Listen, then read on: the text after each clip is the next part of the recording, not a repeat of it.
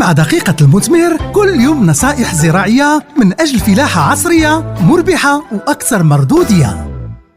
أخي الفلاح، أختي الفلاحة، حلقة اليوم خاصة بعقلنا استعمال الأسمدة في الإنتاج الفلاحي. فالدور اللي كتقوم به العناصر الغذائية داخل النباتات كيبين الأهمية والكيفية اللي كتكاثر بها هذه العناصر على النبات، وكتوضح النمو أعراض نقصها، وكذلك المشاكل الناتجة عن الزيادة والخصائص ديال العناصر المغذية والعضوية. والعقلنا استعمال الأسمدة لابد معرفة مصادر العناصر الغذائية والدور اللي كتلعبها وأهميتها داخل النباتات وأعراض نقصها وتيسيرها بالتربة وفي المجموع الخضري. وهنا لازم قبل بداية أي برنامج للتغذية من القيام بالتحاليل ديال التربة لمعرفة الخصائص الفيزيائية والكيميائية والبيولوجية ديال التربة، وكذلك تحاليل ديال الأوراق للتمكن من تحديد الخصائص من بعض العناصر المعدنية المهمة والخاصة بكل نوع من النباتات والأشجار.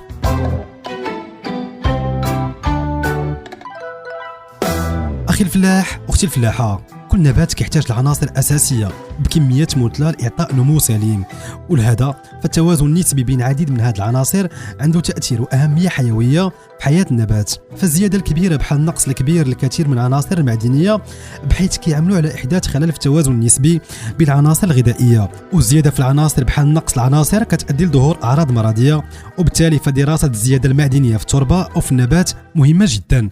ومعروف بلي بالنسبه للعناصر المختلفه الموجوده في التربه كتاثر على النمو ديال الفلاحه، فالزياده في بعض المغذيات المعدنيه كتؤدي لنقص عناصر اخرى، وزياده النيتروجين مثلا يمكن يؤدي لنقص المغنيسيوم او الكالسيوم، كما ان زياده النيتروجين او الفوسفور كيتسبب في نقص البوتاسيوم، وزياده البوتاسيوم يمكن يتسبب في نقص المغنيسيوم او الكالسيوم، وكذلك زياده المغنيسيوم او الصوديوم يمكن تؤدي لنقص الكالسيوم.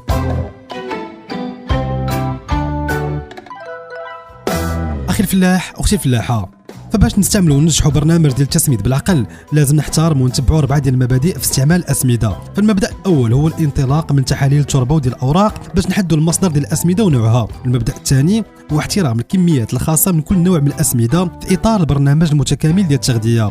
أما بالنسبة للمبدأ الثالث فهو احترام الأوقات المناسبة لاستعمال كل سماد ومجموعة ديال الأسمدة المتجانسة.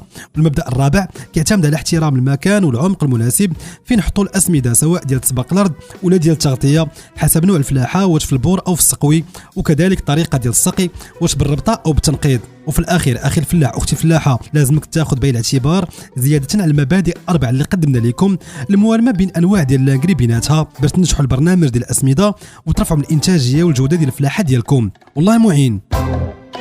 مع دقيقة المثمر اليد في اليد من أجل فلاحة مثمرة ومستدامة.